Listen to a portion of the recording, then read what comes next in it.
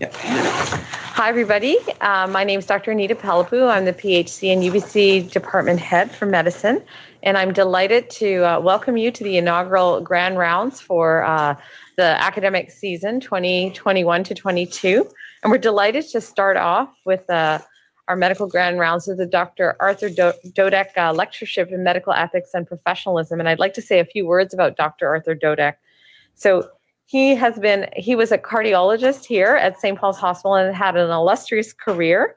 He joined UBC in St. Paul's in 1972 and was one of the first FRCPC cardiologists that we had. He was pivotal in the growth and the development of the division of cardiology in the department. He was an interventional cardiologist, was one of the first to insert a Swan-Ganz catheter in St. Paul's Hospital. He's been very interested in medical ethics and professionalism and has been active with the College of Physicians and Surgeons in the province of British Columbia. He served as the president for that organization from 2007 and 2009. And we are grateful that he has supported and endowed funds to allow us to have a yearly lectureship on the topics of medical ethics and professionalism. So I just want to say thank you so much to Dr. Arthur Dodek, who usually would be in this room, but given the pandemic, he's up on the screen, and we miss seeing you in person, Dr. Dodek. I would like to also introduce Dr. Francois Bayless, who is a research professor at Dalhousie University. She's a member of the Order of Canada and the Order of Nova Scotia. She's going to be giving us our Grand Round presentation, which is called Altered Inheritance, the Arts and Ethics of Designing Babies. She'll discuss some of the ideas that are explored in her recently published book, CRISPR and Ethics of Human Genome Editing. She's also a finalist of the Prose Award in 2020. So she recognizes that we are entering this new era of human evolution, and with the advent of CRISPR technology, it allows scientists to modify our genes. So this technology, although it shows great promise for therapeutic use, it also raises issues and questions around ethical, legal, political, social concerns that are used to make such decisions. She's a philosopher, and her innovative work in bioethics and an intersection of policy and health practice has stretched the boundaries of the field. So I'm going to stop talking about her, and I'm going to hopefully be able to introduce her. What has to happen? Go ahead. Just keep going. Okay. You can just click that out there. Oh, click that out. Okay. So what I also wanted to say is that, we haven't been together in this Grand Round rooms for a long time. So please forgive that everything is a little rusty and nothing is working. But we'll hopefully, as Grand Rounds go forward, we may have like a little bit of a hybrid mode. We'll update our technology. So thank you so much for your patience. And I'd be grateful if you can give a warm round of applause to our speaker who flew all the way from Halifax to be here with us. Thank you.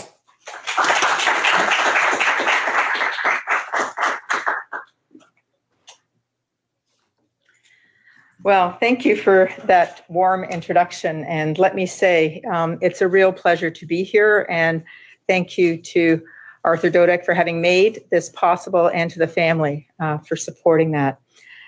It's a real pleasure for me to be here. It has been 18 months since I've given a public lecture with a live audience.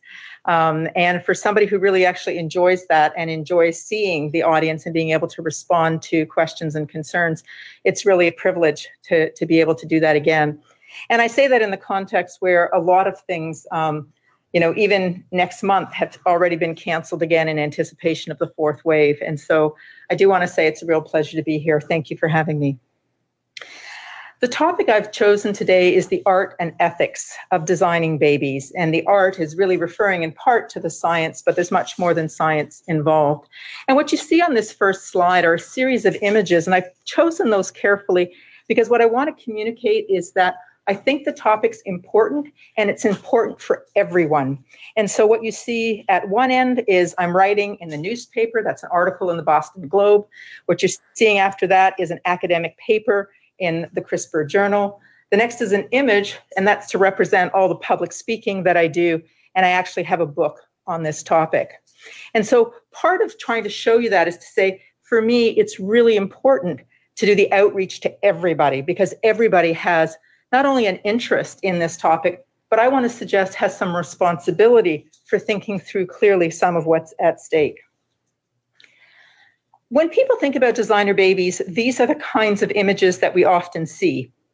The first goes back to 1978. It's Louise Brown, the first IVF baby. I want to tell you that she's not a designer baby. The second image is of Adam Nash, and he was the person who got first identified as a savior sibling. And that's because his parents used the technology of mitochondrial replacement to be able to have a sibling born in order to treat his sister, Molly Nash. In that case, they were using, MRT, pre-implantation genetic diagnosis in order to both select for and select against a particular trait. My claim is that too is not a designer baby. The first designer babies that we have, I'm going to argue, are those that are born of the mitochondrial replacement technology and those that are born of CRISPR. And there are babies of both of these technologies that walk among us. So what's the important thing? I'm arguing that in the first two categories, you have selection. We're selecting from what is available in nature in some way, shape, or form. In the other two uses of technology, you're actually doing design work. So for the first time, you're actually bringing into the world a being that could not have existed, but for a very particular kind of human intervention. Now, today's talk is going to focus mostly on CRISPR technology. I'm not going to spend a whole lot of time on that, but I think many of you will know that the two women scientists that are credited with having really been at the forefront of this science won the Nobel Prize this year, and that's Jennifer Doudna and Emmanuel Charpentier. And the main thing that you need to know is that the technology involves two key molecules, the guide RNA, which is the CRISPR, and the Cas9, which are your molecular scissors. And for the simple amongst us, what you need to understand is that we have the ability to go in and to make cuts in the DNA, hopefully at the right place, and then to make certain kinds of changes.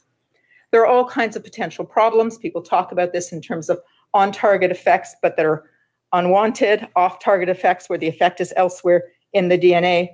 I'm not going to spend any time on that because that's not my interest right now.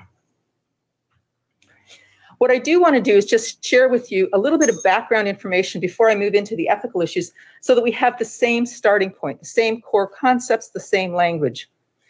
And this is an area in which there, in fact, have been changes in the last 10 years in terms of the terminology. So the most important thing to appreciate is that we have somatic interventions, and this is making changes in any or all of the body cells. Typically, this can happen postnatally. It could also happen prenatally. We could be making interventions on the developing fetus. The idea, the thought, the belief is that except in the context of an unwanted side effect, you would not be having any impact on the germ cells. So you would not be having an impact on what? The egg, the sperm, the cells that give rise to egg and sperm, the early human embryo. Those interventions are broadly spoken about in terms of references to the germline, and that's when you're making those kinds of interventions. But the important part is moving from that work in the lab to actually transferring that genetic material to a uterus in the hope of having a gestation and a live birth. And then we're no longer just talking about germline work, we're talking about heritable work. And one of the things that's really important is that in the early days of the ethics discussion and debate, people did not draw this distinction.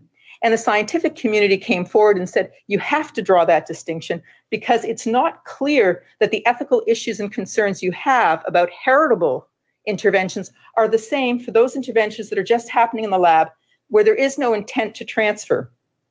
The classic example of that is work being done by a British scientist, Kathy Niakin, where the work that's being done is to better understand what's happening in those early developmental stages to do things like improve IVF, for example, or better understand what's going on with miscarriages. Other kinds of goals and objectives where you can do that lab work without ever having the intention of transferring the modified embryo to a uterus for future development. And so we've seen that really only in the last couple of years, this sort of fine-grained distinction between the two. This is Jean-Q Hay, and for many of you who don't know, he is the person who created the world's first CRISPR babies. They were twin girls. They were born in 2018. And largely, the announcement of this science was met with great opprobrium. It was to say that this is unethical, this is unacceptable. What have you done? He has since been described as a rogue scientist. I contest that language because I argue that in some sense, he's not a rogue at all. He did exactly what was expected of him. How do you win a Nobel Prize? By being the first. What did he have in his history? He had the first IVF baby, Steptoe and Edwards. And we see there too, Edwards won a Nobel Prize. And he actually makes reference to this as an explanation. He says, somebody has to be first. It could as well be me. Now, the thing that's interesting and important in terms of the work that I've done is that the work he actually does and shares with the world in 2018 was not novel as a concept, as an idea. And I think that that's really important. And I want to share with you something that I think is really interesting. This is an ethics book. And if you'll permit me a little bit of karaoke, I'll read to you what it says. Imagine that we would invent a gene therapy suppository that a woman could use before intercourse with or without her partner's consent. This would infect her partner's sperm with a harmless virus carrying sequences to disable the CCR5 gene. As a result, any child the woman conceives would have that change in all of the cells of its body, including the sex cells. The result would be a generation of children who are naturally more resistant to HIV infection and who would likely pass that resistance on to their children. This is exactly what he did in 2018. It's exactly what he did. Yes, the science is different, but the intent is the same. But what's striking is look at what's written. Would anyone object? I doubt it. It's hard to imagine anyone saying we shouldn't permit this because it represents genetic transfer for enhancement purposes. And yet that's exactly what people did say. So one of the things I want you to think about is what's the cultural and social and political context within which individual scientists make decisions that have long-term and important consequences, not just in terms of the lives lived of the individuals, but in terms of how the scientific community understands what should be the next step. Where do we go with the science? What do we think is important? Now, I've already shared with you that, in fact, the objections were raised, and they were quite sweeping, international, if you will. And it didn't take long for there to be real consequences. In fact, he was jailed for 3 years, and he was fined, and 2 other colleagues as well. And that's the first article that you see there on the original slide, where I write about scientific ethics and gene-edited babies, and I talk about what happened and why this response. That's the background against which I want to then share with you a number of sort of ethical commentary and perspectives. Here's an outline for my paper. Presentation is, why do we do this science? What's the global context within which this science is taking place? What are the ethical challenges? That's not WHO, but WHO. What's the WHO as an international body interested in this area saying? And what will the future bring? So for me, the first question, why do this science? And I really want people to think about this carefully because I'm going to suggest, and I invite you to contest this in the question period, I'm going to suggest that what we have with this science is an answer in search of a problem. It's a controversial statement. It's one I hope to defend. I invite you to ask me about it later. Why do I say this? Well, who needs this technology? Why do this need this technology? How is it going to make for a better world? Well, the response has been that there are people who want healthy, genetically related children, and they cannot have them without the use of this technology. And so one of the things, the examples given, These are two common ones, Huntington's disease and cystic fibrosis. These are people, depending on who their mates are and depending on what their genetic condition is, it is not possible for them using any of the available technology to have both healthy and genetically related children. They can have one, they can have genetically related children, but they're going to be affected with the condition that they have. So that's the claim, that there is this medical imperative, there is this compelling need, and science is responding to this compelling need. In my own work, I contest this. I argue it's not a need, it's a want. And sometimes we can't have what we want. I talk and I write about this in terms of the opportunity costs, in terms of overpopulation, etc. It's a controversial position, one that people engage with, and they will come back, and these will be the two prime examples. These people cannot have healthy, genetically related children. We need to respond to that. Well, in that context, I want to say, okay, let's just do a little quick reality check here. And part of doing that is to really say, how many people are we talking about? I mean, if this is a serious problem, then of course we should respond. But one of the things I want you to remember is that very early slide where I drew the distinction between somatic, germline, and heritable. We're talking about heritable modifications. We are not talking about treating patients who are suffering. We are talking about creating babies with specific traits that we consider desirable. In that context, I've taken just one example, which is cystic fibrosis.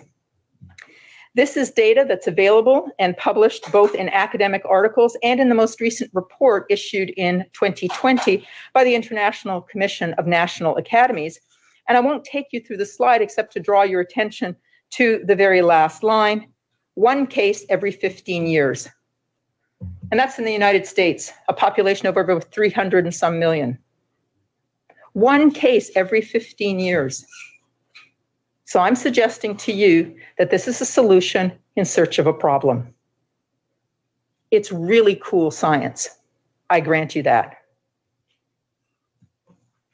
Is it worth pursuing? And if so, at what cost? And I say at what cost because the fact of the matter is we have limited talent, limited time, limited resources. Whatever we choose to invest our time, talent, and treasure in is not available to invest in other kinds of interventions. In that context, a number of colleagues and myself wrote a paper. It's published in Nature. The title is Adopt a Moratorium on Heritable Human Genome Editing. Eric Lander, a name that may be familiar to many of you now, given that he's the US Presidential Science Advisor, is first author on this. Now, why is Eric, an important scientist, taking this position? Is he against science? Clearly not.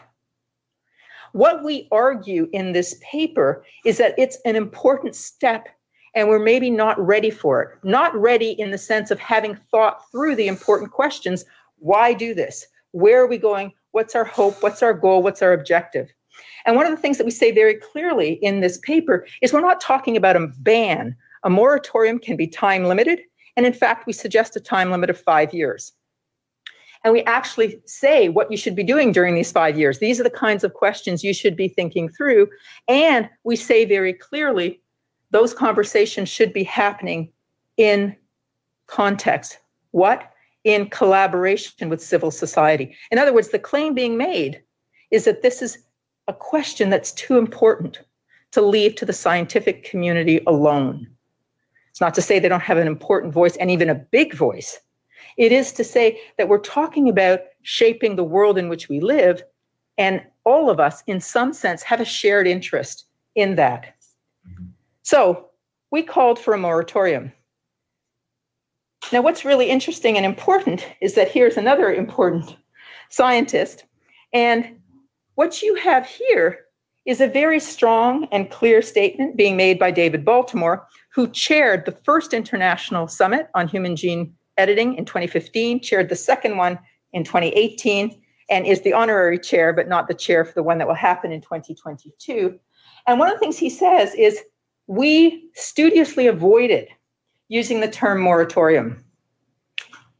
And And I can tell you, I was at that meeting and I was on the organizing committee for 2015, and that's a very important use of we. Who's the we? It's the royal we. And one of the things that I think is really interesting, and this is a quote, is at the end, David Baltimore says, to make rules is probably not a good idea. I fundamentally disagree with that. I think rules are good for everybody, partly because then you know the parameters within which you can work. And many scientists will even argue that in contentious areas, it's good to know what those limits are, because then you know exactly the range within which you can work without having to engage and confront certain kinds of challenges along the way. And if you know what the rules are, you can always, in a democracy, challenge them.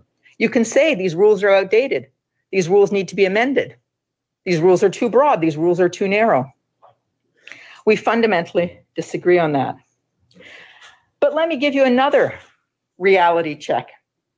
Here you have a group of scientists saying it's really important to have a moratorium. We need time to think this through, we need time to consult. You have other people saying it's really important not to use the M word, that's a bad thing. We don't want a moratorium because once you have a moratorium, it will really function like a ban no matter what you say. And in that context, because of that debate and discussion, colleagues and I did some empirical work. And we actually wanted to find out what is in fact the law, regulations, guidelines, policy around the world on this issue.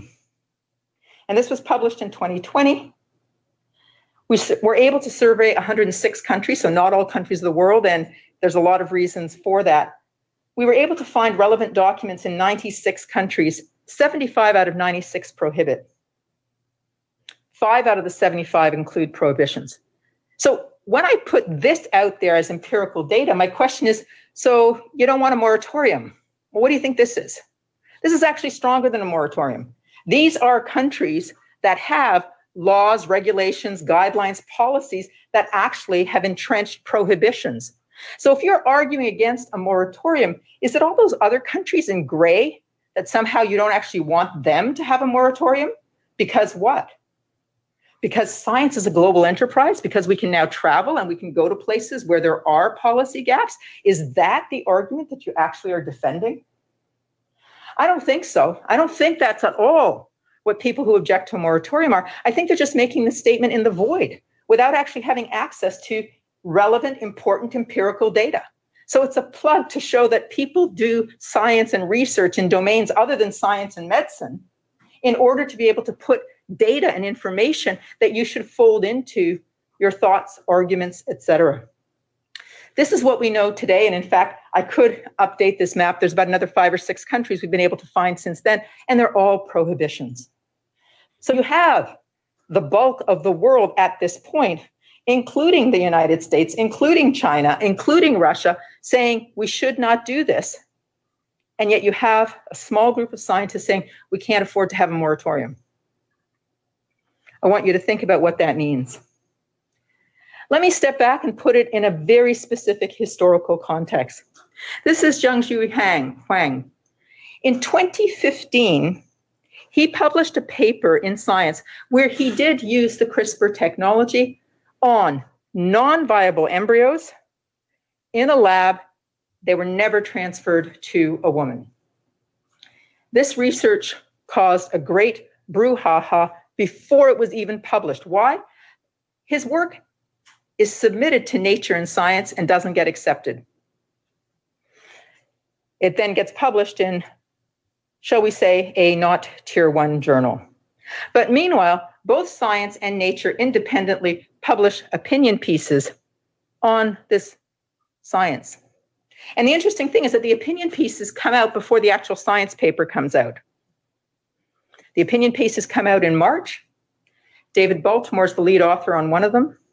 Fyodor Urnov is the lead author on another one, and they position themselves differently. One of them says, we've got to go forward, but of course with appropriate parameters.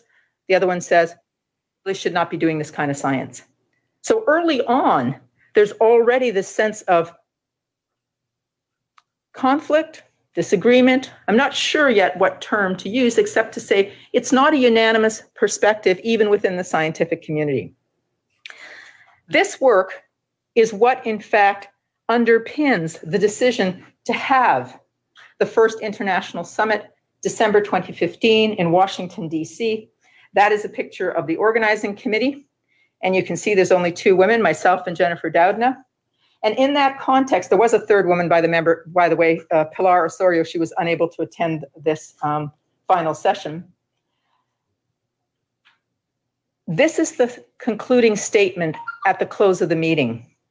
It basically says it would be irresponsible to proceed with this science unless you can meet two conditions. One, if you want, you could think of broadly as under the banner of science, safety and efficacy, right? You don't want to hurt people, so you want it to be safe, and you don't want to sell them a bill of goods. You want to know it actually works. It's efficacious. But the second claim we made is that there should be broad societal consensus. And that was a clear statement to recognize that it's actually ethics ultimately that should be driving or directing this science, and therefore you need to turn to civil society. So this is 2015. I want to remind you, you have a paper coming out of China. It's in using CRISPR technology in non-viable human embryos in the lab, never transferred to a woman for gestation. Less than 3 years later, we have Jiankyu He, who actually does exactly that. He takes the same technology, he uses it in viable embryos in order to provide resistance to HIV, and we can have a long debate about the science and whether or not that was even a viable project, but that's separate again from the point I want to make, which is he does this, he transfers it to a woman, twin girls are born, and we now know that a third child was born. So 3 children were born out of this research experiment. The world responds to say that this is ethically outrageous. This happens on the eve of the second International Summit on Human Genome Editing in 2018. Okay, so it doesn't spur that meeting. The meeting's happening in any case. The announcement gets made a couple of days before. And now you have the new organizing committee for the 2018 meeting, and I was not on that committee. And it comes up with a very different conclusion. It says germline genome editing could become acceptable in the future if these risks are addressed and if a number of other criteria are met. And I want to underline for you, the criterion of broad societal consensus is nowhere to be seen. So in 2015, we have arguably less ethically controversial science, and we have this strong statement that says should not proceed. It would be irresponsible to do so unless you've got safety and efficacy and broad societal consensus. Somebody actually goes ahead and does it, and now the response is, we need a translational pathway forward. We need to do it better than he did. So, he didn't do such a good job, but we can do it better. We just need to put the rules in place. It's time for this translational pathway forward. So let me summarize the point I want you to take away from this part of the presentation, which is the politics of what's going on. 2015, it would be irresponsible to proceed until and unless. 2017, we actually have a report that comes out of the national academies in the United States, and it says clinical trials using heritable germline genome editing should be permitted. I want to remind you, nothing dramatic has happened in terms of the science between 2015 and 2017. So this is not about the science has changed, right? This is about seeding, if you will, a certain kind of intuition about where the science should go. 2018, we're at the second International Summit. And what do we have here? The statement, progress over the last 3 years and the discussions at this summit suggests that it's time to define a rigorous, responsible translational pathway forward. I again want to say there's no dramatic changes in the science that warrants this kind of statement. 2019, we have a Nature commentary that involves 2 of the 3 CRISPR pioneers, and that's the paper I showed you before called Adopt a Moratorium. We call for a global moratorium on all clinical uses of human germline editing. This is the paper that I said to you.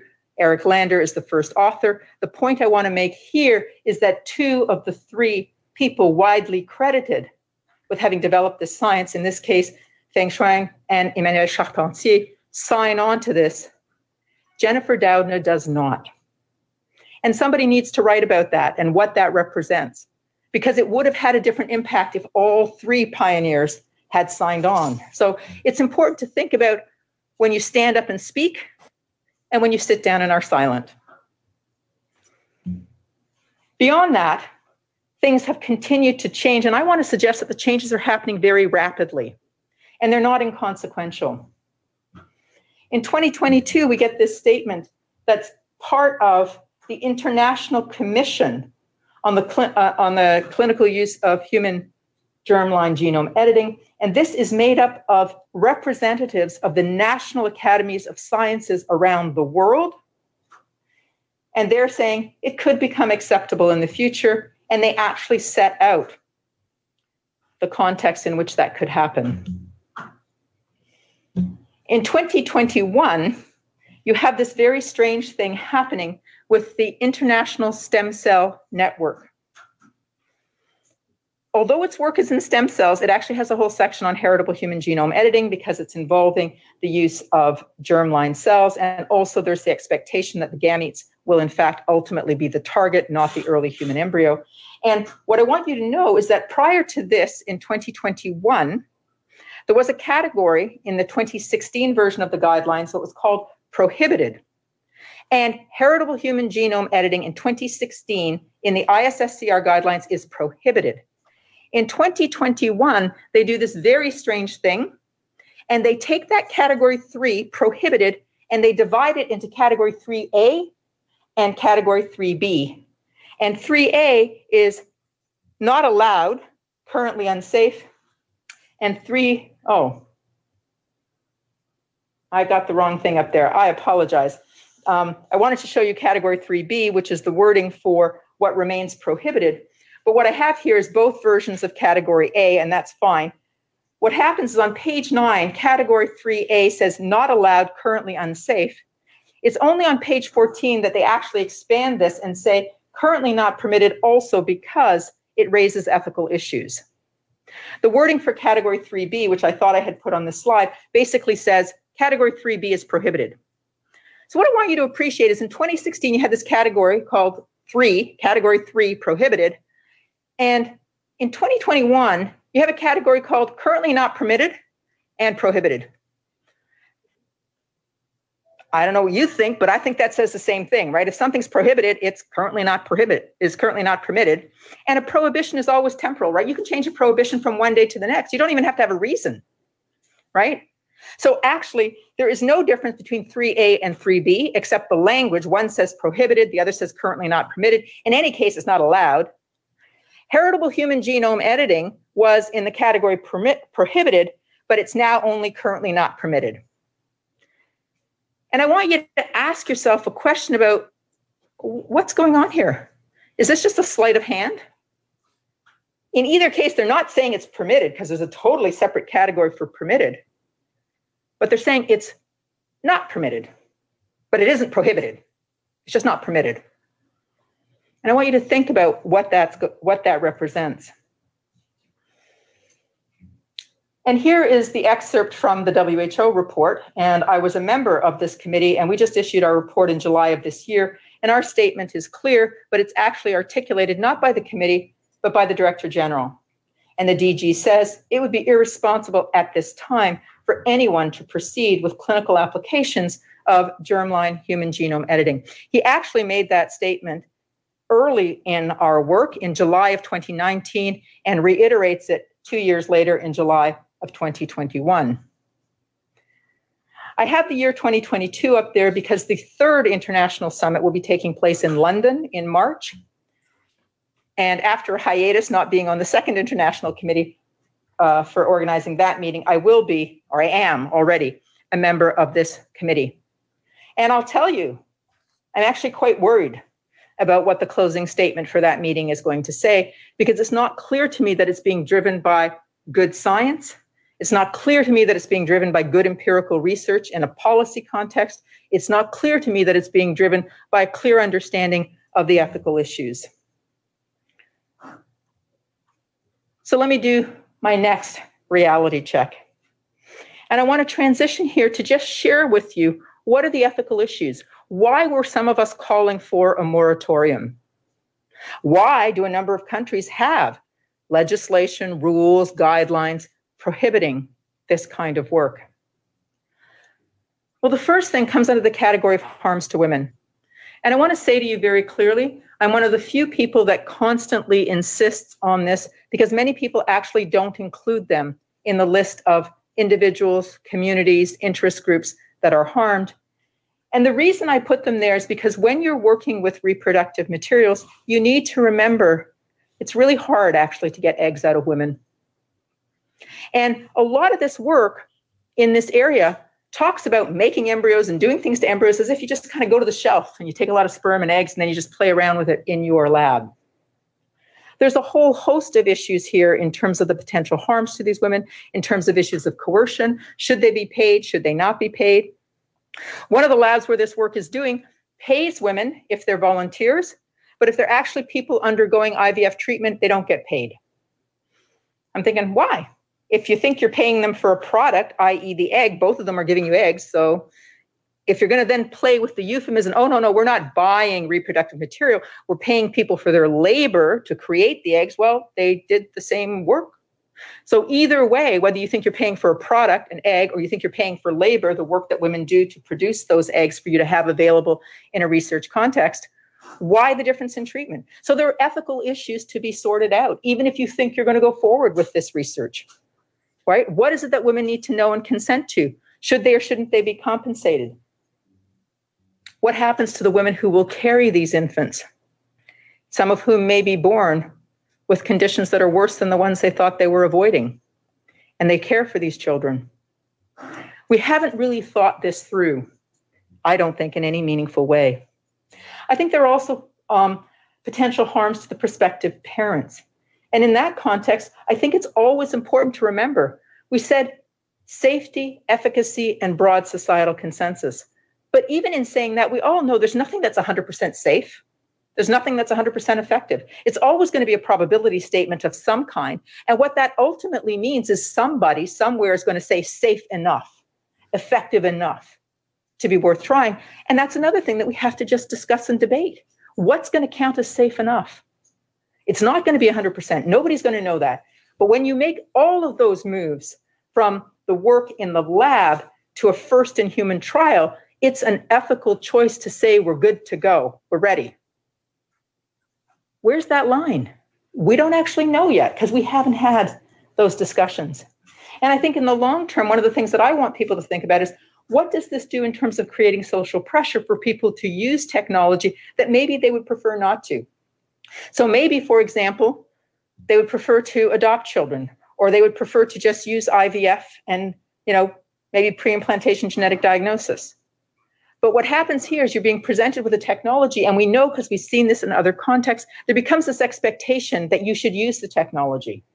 And if you didn't, and you get an outcome that maybe isn't the ideal outcome, that it's your fault, and you should bear responsibility because you had a choice. And so I think there's interesting questions here to ask about what does it mean to have a choice? Beyond that, I think there are the potential harms to future children. And I'll just emphasize the first one. There will be unintended, unwanted, harmful consequences. And the question is, what's the plan? Is the plan to monitor these pregnancies and offer these women terminations? Is the plan to monitor these pregnancies and when the children are born, sterilize them so that they don't reproduce and have a problem? What's the plan? Because there will be unintended, unwanted, harmful consequences. Again, I want to say we just haven't solved that. We haven't thought it through yet. And I think there's many other things that we could be thinking about. Harms to society. I've said as a metaphor that the human genome belongs to all of us. Now, I understand that's not true. There is no one thing called the human genome, and we don't all have the same genome. But as a metaphor, it's to say it's what connects us in some way, shape, or form. So if we're going to make changes to that, shouldn't we all have a say? And I'll go further and say we actually have a responsibility to be thinking through how we want to position ourselves vis-a-vis the use of this technology. The one thing I do worry about is the ways in which it will set up certain assumptions and norms about what counts as healthy, what counts as normal, what counts as a good trait, what counts as a negative trait, because those are all the kinds of things you're going to be making choices about. And I think we need to think through very clearly what that means. And one community that's been very active in this discussion and debate is the deaf community, saying, we don't need your help, thank you very much. We have a language. You can't understand it. That's not our problem, except when you make it a barrier for us, right? And that's just one example. But that's a community that's engaged in this discussion to say, who gets to decide what needs fixing? Is it this? Is it going to be hair color, skin color, height, muscle mass? Again, something worth thinking about. And then in a broader context, people do ask questions about what are the potential harms to the gene pool? What happens with respect to diversity in that gene pool? Now, the response, which is a reasonable one, comes back to say, look, you're never going to have that kind of a huge effect. Not everybody's going to choose this way of reproducing. And really, it's a bit of scaremongering. And there's a context within which it's reasonable to say that. But let's think back to the original kind of goal that was proposed in 2007 by this ethicist, that was acted upon in 2018 by this scientist. The interesting thing about the example chosen, which was resistance to HIV, is actually an enhancement.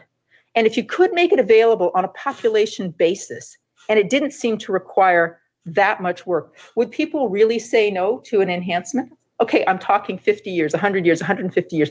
I'm just putting it out there as an idea to say, look, we understand why it's controversial today, but can we imagine a future world in which it might be beneficial? We're actually making a mess of this planet, right? We're busy polluting our environment. We might reach a point where we can't drink the water, we can't breathe the air, et cetera. Well, what if somebody came along with an enhancement that would fix the human so that those things were possible? Science fiction, but it's meant to just start you to exercise the moral imagination to say, is there a context within which it might be actually something you would want to pursue? And that's the conversation we need to have. Is there a context in which this is good science that could benefit humankind? The reason you've been hearing me say things that sound like objections to this point is that I'm worried about a science that becomes just another form of personalized medicine. I'm actually less worried about this if it could be an enhancement for the whole population. And that actually also makes me stand apart from a number of people who think therapy good, enhancement bad. I'm saying I'm not so sure, because if therapy is only going to be for a very, very small elite minority, I'm maybe more interested in enhancement that's available for all. I'm willing to still have that discussion and debate. We need to have a whole lot more conversation about informed choice. Who decides? If we're thinking about reproduction, is it both the male partner and the female partner? That's just one simple example. Who decides? There are opportunity costs, and I've already alluded to them. Whatever you spend your money on, unless you're in the business of printing money, and I do have to say with this pandemic, sometimes I think that's exactly what we're in the business of, and not just Canada, all countries. So it kind of doesn't allow me to use that example in the same way that I used to use it.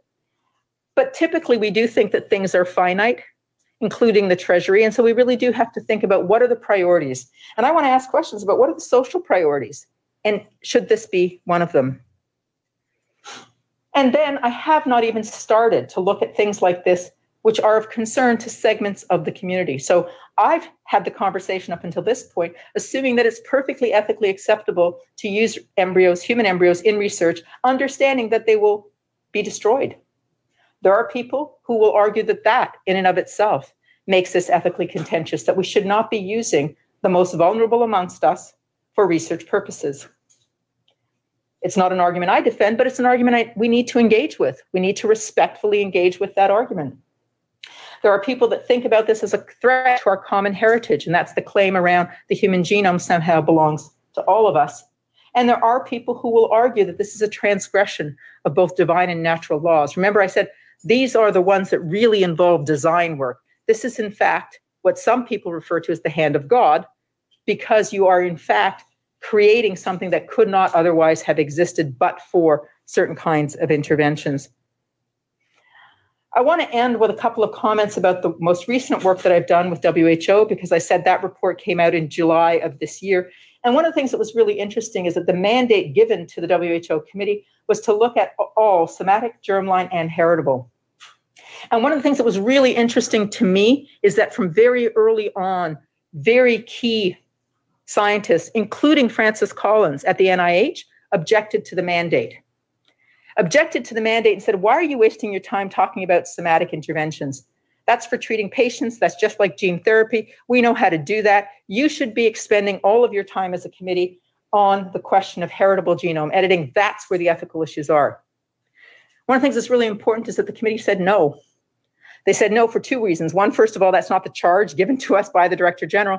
But second of all, what's actually going to be happening in the near future? It's going to be somatic interventions. And so, in fact, we do have to pay attention to those ethical issues, because I tell you, there will be huge problems of equity and access. Huge ethical problems in terms of equity and access. Some of the work that's being done that hopefully will move into a clinical setting sooner rather than later is with sickle cell disease. And who do you think is going to be suffering from that illness, and who do you think is going to benefit from this technology? And so one of the things that was really interesting was actually, look, what's actually going to happen in the near future is somatic interventions, and we do need to pay attention to the ethical issues because they're there, they're front and center. And in fact, the heritable interventions are probably science fiction for a very long time, except for small clusters of scientists. One of the things we did pay attention to was the global policy landscape, and it's in that context that we did this work. I've already showed you the first image where you've got almost all of the countries in red. What I want you to appreciate is the difference between those two images. The one with the multiple colors, and this paper, by the way, is available free online, is actually for germline interventions. And so what's interesting is you see much more variety around the world with respect to what should be the rules governing germline research happening in the lab, and that it's only when it moves out of the lab into a reproductive context that you see this shift to prohibitions. In that context, we also looked specifically at questions of global governance and actually believe that this is going to be contextually dependent. It's going to depend on the scientific community, where they are, what the resources are invested in this science. If you live in a tiny little country in the Caribbean, chances are you don't have legislation on this topic. Why? Because it's just not a priority for you and you're not doing that research. But does that then make you vulnerable? Are you now placed with a policy gap where other people can come? So one of the things to think about is what is going on in different regions of the world, and what obligations are there in terms of capacity building. The next thing I want to share with you is what is largely the work that I invested most of my time in as a member of that committee, which was the ethics undergirding the governance framework. And part of what we tried to contribute there is to say, we need to think more clearly about what our obligations are. And one of the things we tried to do is to actually have a difference between what we refer to technically as substantive and procedural ethical values and principles.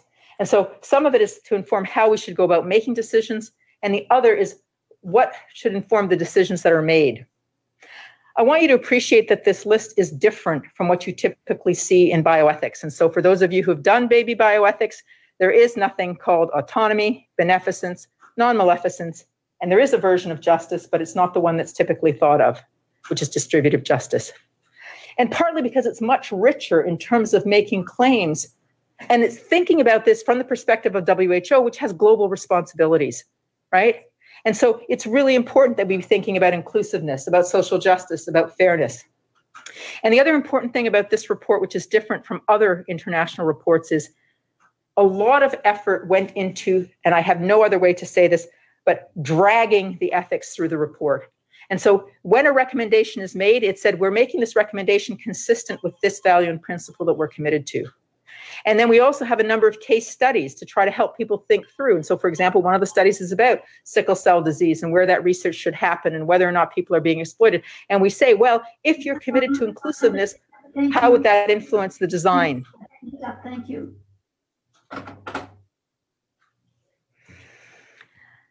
I just have a few last slides. One of the things I wanted to say is that the committee that I worked on here is different from any other committee I have worked on before on the international stage, which is that the committee released its work as it did it. That's not typically what happens. Committees get together, they work for however long they work, 6 months, a year, et cetera, and then they issue this final report, and the whole world is, oh, that's interesting, let me read the final report. We didn't do that. One of the things that we did is as decisions were made, we moved them out. So in effect, trying to have an impact on the way science is being practiced prior to any report coming out. And this committee worked for more than 2 years. So otherwise, everything would have been sort of in abeyance. And one of the things that's important is what I've already said to you, which is the Director General issued a statement on the advice of the committee that one should not proceed with this. And part of the reason we said that's like, how can we do our work if there's babies popping up every other month? We can't actually pull back if the science is just going to keep going while we try to do this clear work, which was the point of requesting a moratorium previously. The other thing that became really important is we said we have a lack of empirical data, and so we recommended creating a registry. So that if we're going to comment on what science is or isn't taking place, we need to know who's doing it, where are they doing it, because one of the critical things with Jean Cuhet is a handful of people. And I'm saying a handful because a handful is what's in the public domain. There are, in fact, a number of scientists and people in the social sciences and the humanities trying to figure out who knew. Some people have that total up to nearly 40 people. The bottom line is people knew, and you could not have been doing this science in secret. People knew and people said nothing. There's a whole section then on whistleblowing, and that's the last slide I wanted to talk to you about, which is that we actually found out as we were doing this work about other crazy ideas that people actually propose. So here, CRISPR enhancement for hair color, skin, and breast size. And you really want to say, really? Really? Is that any better than what Dennis Reberkoff said that he was going to do? He was interested in deafness, blindness, and people of short stature. Any of those better or worse than trying to have resistance to HIV? What are the goals and objectives of this science? Let me end with a couple of comments. In my book, Altered Inheritance, I have a whole chapter on slow science. And what I'm trying to defend there is the idea that the way in which we do science now is actually problematic, and it leads to some of the problems we're seeing. And this is just a microcosm of a bigger challenge. Part of what I say here is the following. Today's research environment pushes for a quick fix, but successful science needs time to think, time to read, time to digest. We need less time filling out forms. I can't tell you how many forms I fill out. I can't tell you how many times on a calendar year, an academic year, a fiscal year, I have to report on my productivity. I can't tell you the amount of work and hours, and I'm sure many of you are aware, that you put in for a grant application where there's a 10% chance of success. We're shoveling out papers faster than they have had time to be nurtured and carefully thought through and refined. Why? Because we need that publication to get that grant, to get that patent. We have new practices, salami publishing. We have the preprints, the gray literature. We have all kinds of things done. Why? Because the incentives and the rewards are such that smart people do whatever it is they need to do to respond to that. But we actually need to change the culture of science. We need to actually allow people to do what? To think, to read, to digest. Much less science might actually happen, but what happened might be actually of greater value and actually contribute to knowledge production rather than to contribute tokens for whatever it is that we're actually trying to do. So part of what I'm trying to say is that although it looks like the science is moving very quickly, it's actually not. What's moving is the context around it and partly being moved and wafted in the winds of science, but not necessarily the core science. And I want us to think about what that means for the future. So I have an increasing worry that science is no longer about knowledge production, but about the knowledge economy. And we need to think about what that means. We're trying to always deliver tangible results instead of actually having a greater understanding of who we are and what it is we want to do. The last image there is actually from Alice in Wonderland, and it says, one day Alice came to a fork in the road and saw a Cheshire cat in a tree. Which road do I take? She asked. Where do you want to go? Was his response. I don't know, Alice answered. Then said the cat, it doesn't matter. And that's our core problem. If you don't know where you're going, if you don't know what kind of world you're trying to create, how do you know which fork to take in the road? And I want to say to you that we have very little history of doing U-turns. In fact, I can tell you I've been doing this research for a long time and I can't actually find U-turns. What I find is new forks in the road. We think we've taken the wrong path. We invent a new fork so that we can kind of turn and go back towards what might have been a better decision in the first place. What I'm worried about is the multiplication of forks because we're taking the fork too quickly. We don't actually have a reason that's actually sustainable for going to the right or to the left. And so at the end of the day, my work in the last 10 years or more has been around this concept of broad societal consensus. It shows up in 2015 and has yet to see the light of day again, except for the work that I continue to do in this area. And I want to make really clear, because this is the point of the whole talk, the decisions we have to make belong to all of us. In that context, we have to find ways to work towards a broad societal consensus. A broad societal consensus does not mean everyone agrees. So what does it mean? It means the following. It means that you're responsible for voicing your opinion. So I'm saying you have a responsibility to become educated enough to participate in the discussion, even if that just means at a dinner party. You have to be able to contribute to the discussion. Second of all, you have to have self-discipline, that when people disagree, and I want you to think about how all of this might work for something around the pandemic, but anyhow, self-discipline. How do you have conversations that are respectful? Where if you disagree, you're disagreeing for principled reasons that you're able to articulate and defend, which means you actually have a different goal or objective.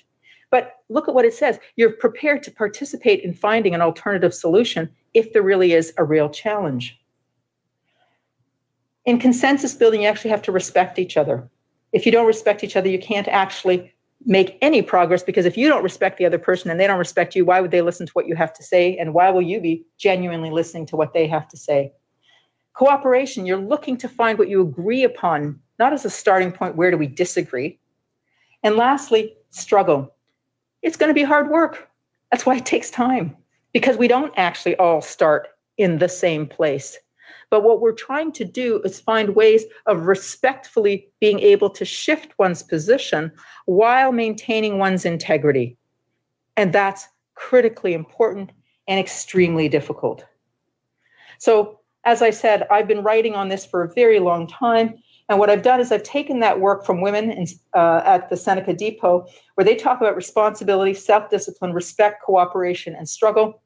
And I bookend them with inclusivity and benevolence. Inclusivity so that all of us can participate in this conversation. Benevolence is really, at the end of the day, about kindness, right? Decisions are going to be made. Science is going to move in a direction. Not everybody is going to get what they thought they wanted or what they thought was right. And how do we keep living together and working together and trying to build a vision of a world that's for the betterment of all? Again, unity is not the same thing as unanimity. And consensus is about unity. It's about building a world together where we can all benefit. And that's what I worry about. That's why I think we need a moratorium. Those are the questions I've alluded to before that we need to answer. And so at the end of the day, when we're thinking that we're Alice and we need to figure out where to go, we need to ask the fundamental question, what kind of world are you trying to build? And I'm saying to you right now, my worry, at least as I'm a participant in those conversations, is that what I see is power, wealth, competition, inequality, and exclusion driving the agenda. And I can say with confidence and quite clearly, that is not the world I want to live in. And so I invite you to think about a different world that we might all live in together. Thank you.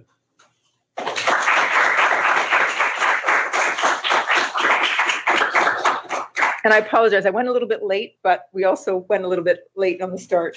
Yeah, we started a bit late because of our technical difficulties.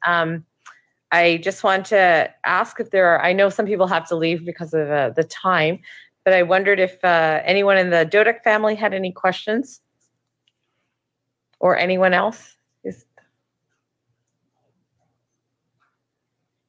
Does anyone have any questions here?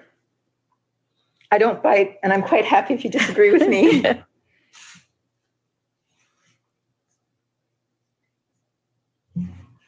Just a bunch of praise in the chat. Okay. Well, thank you kindly. Well, thank you, everyone. I know some of the trainees are going to stay for a little bit of a discussion with Dr. Baylis, and I would like to thank Dr. Baylis for coming all the way from Halifax to be with us today, and also to thank Dr. Dodek for the opportunity to have her speak to us. And I really found the presentation fascinating. And yeah, it is also not the world that I wish to live in. So I'm going to try to be part of a different world. So thanks everybody for your time today. Great. Thank you very much. Appreciate it.